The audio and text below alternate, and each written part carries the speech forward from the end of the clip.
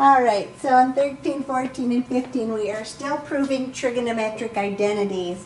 And so again, you'll want to have your sheet handy that shows you the fundamental trigonometric identities, the reciprocal identities, quotient identities, and the Pythagorean identities.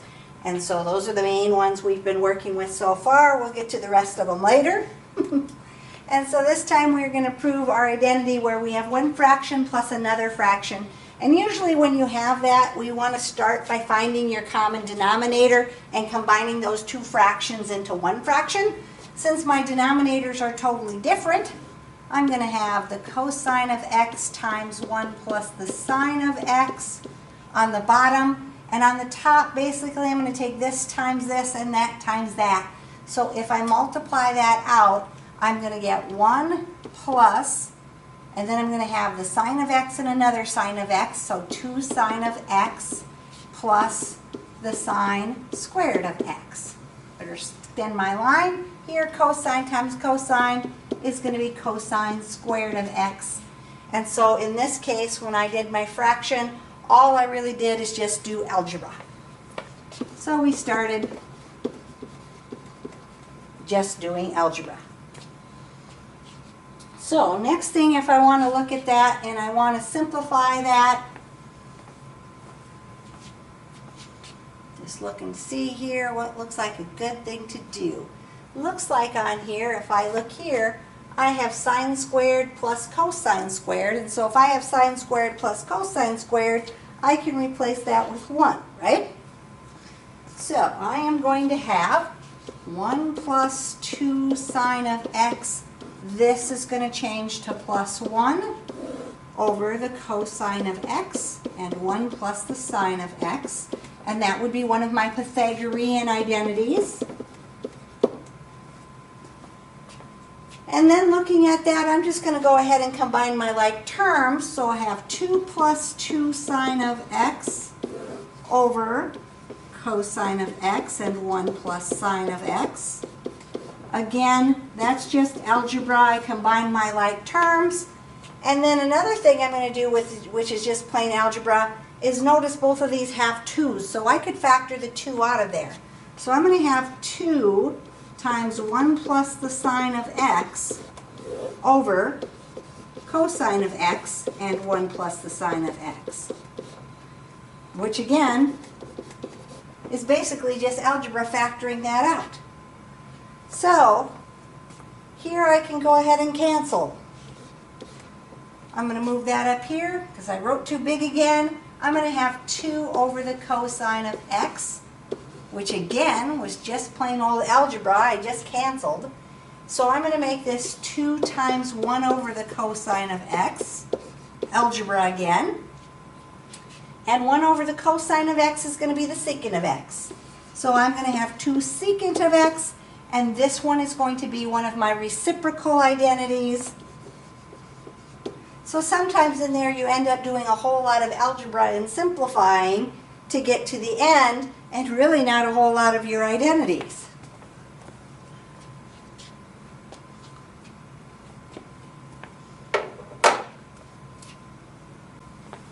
All right, we've got the sine squared of x over 1 minus cosine of x.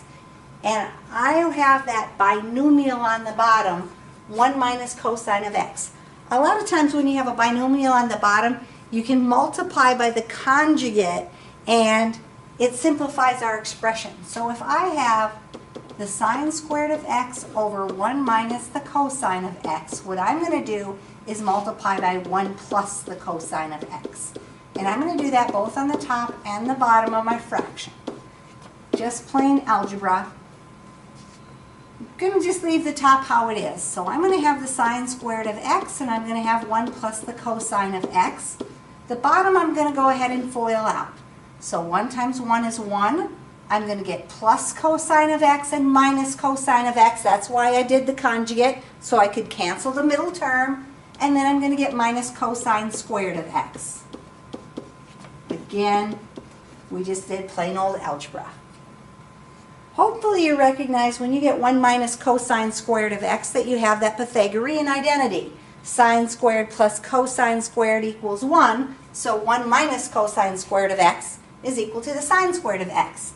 So I'm going to have the sine squared of x, 1 plus the cosine of x over the sine squared of x, using the Pythagorean identity.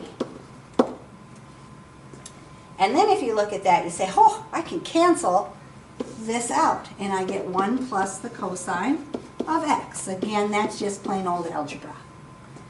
I'm looking to get into secant. Cosine has to be, or happens to be, the reciprocal of the secant. So 1 plus 1 over the secant of x, using my reciprocal identity and replacing the cosine. Since I want it into one big fraction, I'm then going to find my common denominator, which is the secant of x.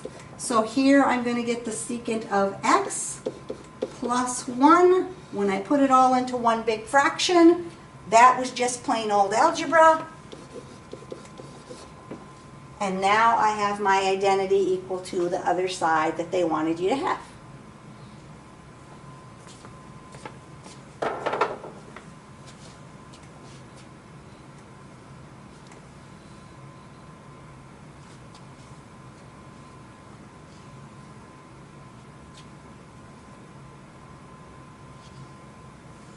The next one, again, I'm adding two fractions, and if I'm adding two fractions, basically I want to have that common denominator. And so if I'm going to do my common denominator here, I'm going to multiply, and I'm going to end up with the cotangent of x plus 1 times the tangent of x plus 1 on the bottom. So here this will be times this, so I have the tangent of x plus 1. This is times this, so plus cotangent of x plus 1. And on that part there, all I'm just doing is plain old algebra. Again, I want to simplify that mess somewhat anyway. So I'm going to go ahead, combine my like terms, FOIL out my bottom, and all of that good stuff. So here I'm going to have the tangent of x plus the cotangent of x plus 2 on the top.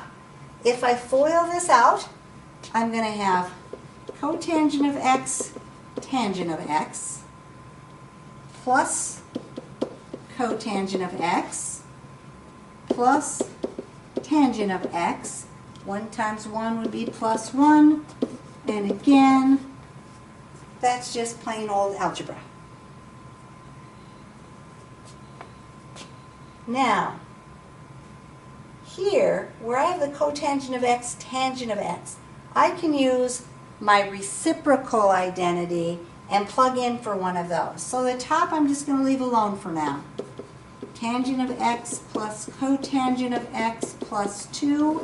On the bottom, I'm going to make this cotangent of x 1 over tangent of x using my reciprocal identity. I'm going to leave tangent of x and all the rest of this. And so I use my reciprocal identity there, putting in 1 over the tangent for the cotangent. Now I can cancel that out and make that 1.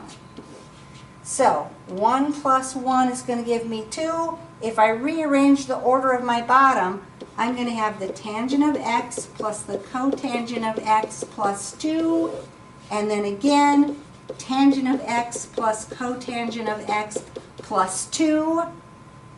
Just doing algebra, combining my like terms.